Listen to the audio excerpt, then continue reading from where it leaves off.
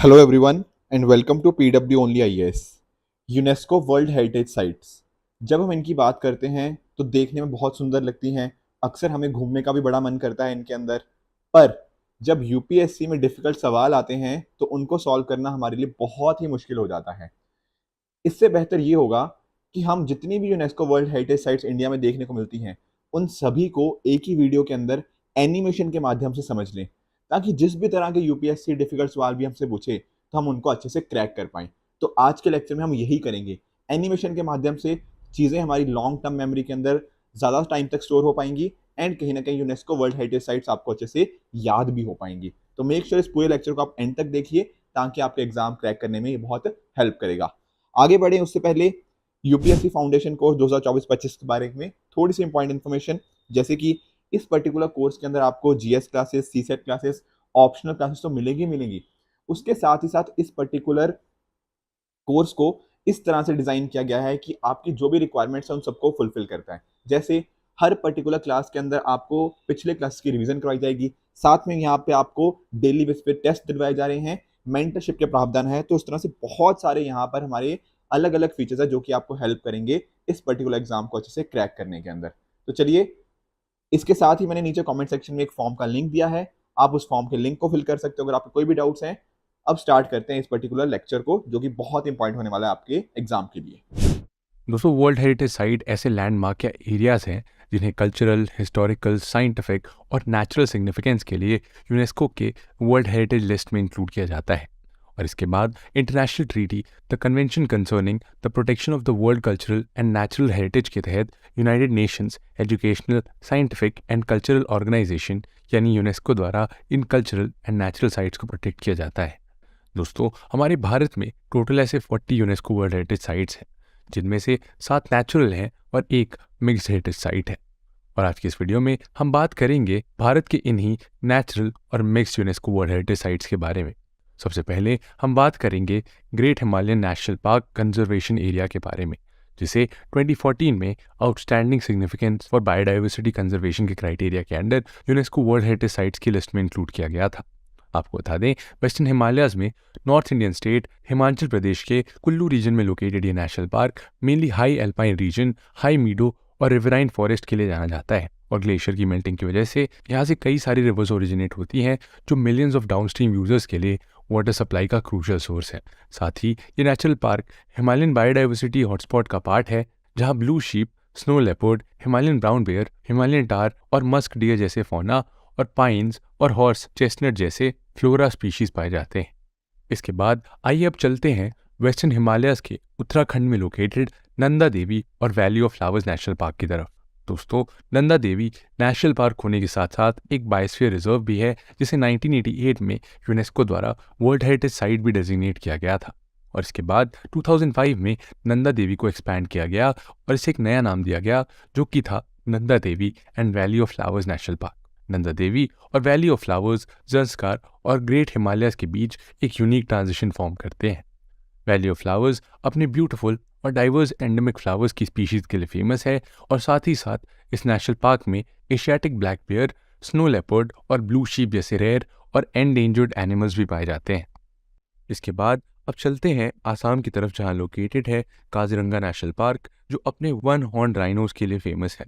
और इसे 1985 में यूनेस्को वर्ल्ड हेरिटेज साइट की लिस्ट में इंक्लूड किया गया था। इसके अलावा ये टाइगर रिजर्व और साथ ही बर्ड लाइफ इंटरनेशनल द्वारा रिकॉग्नाइज एक इम्पॉर्टेंट बर्ड एरिया भी है। काजीरंगा के बाद अब हम देखेंगे आसाम में ही लोकेटेड मानस वाइल्ड लाइफ सेंचुरी के बारे में, जिसे 1985 में यूनेस्को वर्ल्ड हेरिटेज साइट की लिस्ट में इंक्लूड किया गया था। मानस रिवर के किनारे बसा मानस वाइल्ड लाइफ सेंचुरी भूटान के रॉयल मानस नेशनल पार्क के साथ बॉर्डर शेयर करता है। आपको बता दें कि ये एक नेशनल पार्क एक बायोस्फीयर रिजर्व होने के साथ साथ एक बायोडाइवर्सिटी हॉटस्पॉट भी है। यहाँ की वाइल्ड लाइफ की बात करें तो यहाँ ग्रेट हॉर्नबिल, पिग्मी हॉग और इंडियन राइनो जैसी स्पीशीज पाई जाती हैं। मानस के बाद अब हम चलते हैं वेस्ट बंगाल में लोकेटेड सुंदरबंस नेशनल पार्क की तरफ, जिसे 1987 में यूनेस्को वर्ल्ड हेरिटेज साइट की लिस्ट में इंक्लूड किया गया था।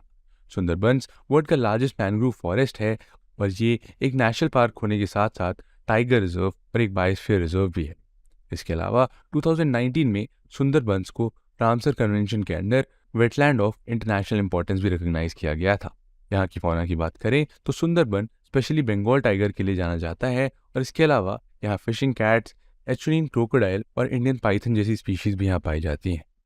दोस्तों, सुंदरबन साइक्लोन, फ्लड, सुनामी और सॉइल इरोजन के अगेंस्ट एक प्रोटेक्टिव बैरियर का काम करता है। और ये एक जीता जागता एग्जाम्पल है कि अगर हम नेचर को कंजर्व करेंगे तो नेचर भी हमें कंजर्व करेगा। और ऐसे ही दोस्तों, सुंदरबन के बाद आइए देखते हैं the great escarpment of India यानी वेस्टर्न घाट्स के बारे में, जिसे सह्याद्री के नाम से भी जाना जाता है। 2012 में वेस्टर्न घाट्स को यूनेस्को वर्ल्ड हेरिटेज साइट की लिस्ट में इंक्लूड किया गया था और साथ ही ये वर्ल्ड के 36 बायोडाइवर्सिटी हॉटस्पॉट्स में से एक है। सह्याद्री तापी वैली से कन्याकुमारी के नॉर्थ तक करीब 1600 किलोमीटर तक जाते हुए इंडिया के गुजरात, महाराष्ट्र, गोवा, कर्नाटका, केरला और तमिलनाडु स्टेट्स को क्रॉस करती है। ये एक कंटिन्यूअस माउंटेन रेंज है जो डेक्कन प्लेटू को वेस्टर्न कोस्टल प्लेन से सेपरेट करते हुए डेक्कन प्लेटू का वेस्टर्न एज फॉर्म करती है। आपको बता दें कि वेस्टर्न घाट्स को हिमालय से भी ओल्ड कंसिडर किया जाता है और साथ ही ये रेन लेडन मॉनसून विंड्स को इंटरसेप्ट कर इंडियन मॉनसून के पैटर्न को इन्फ्लुएंस करती है। इसके अलावा यहाँ से कृष्णा, गोदावरी और कावेरी जैसी इंपॉर्टेंट रिवर्स भी ओरिजिनेट होती हैं। वेस्टर्न घाट्स नीलगिरी माउंटेन्स में ईस्टर्न घाट से मीट करते हैं और नीलगिरीज वेस्टर्न घाट्स को कर्नाटका, केरला और तमिलनाडु के टाई जंक्शन में ज्वाइन करती है। यहाँ के माउंटेन पीक्स की बात करें तो अनामुडी यहाँ की हाईएस्ट पीक है और इसके अलावा अनामलाई, पलानी, कार्डमम हिल्स, डोडा बेटा, महाबलेश्वर, मकुर्थी और कोलर बेटा यहाँ के कुछ प्रोमिनेंट पीक्स हैं। साथ ही वेस्टर्न घाट्स में थाल घाट और बोर घाट जैसे पासेज लोकेटेड है जो वेस्ट के कोंकण प्लेन्स को ईस्ट के डेक्कन प्लेटू से कनेक्ट करता है। आपको बता दें कि वेस्टर्न घाट्स में Nilgiri biosphere reserve, Silent Valley National Park, Mudumalai National Park, Nagarhole National Park और बांदीपुर नेशनल पार्क जैसे प्रोटेक्टेड साइट्स भी हैं जहां Asian elephants, lion tail macaque और नीलगिरी तार जैसे स्पीशीज पाए जाते हैं। इसके अलावा वेस्टर्न घाट्स में नीलगिरी बायोस्फीयर रिजर्व भी लोकेटेड है जिसे 1986 में man and biosphere reserve programme की लिस्ट में इंक्लूड किया गया। नीलगिरी की एक और खास बात है 12 वर्षों में एक बार खिलने वाले ब्लू फ्लावर्स यानी नील कुरिंजी फ्लावर्स जो यहाँ के शोला फॉरेस्ट में पाए जाते हैं। और ऐसा माना जाता है कि इन्हीं फ्लावर्स के कारण इन हिल्स का नाम नीलगिरी हिल्स पड़ा।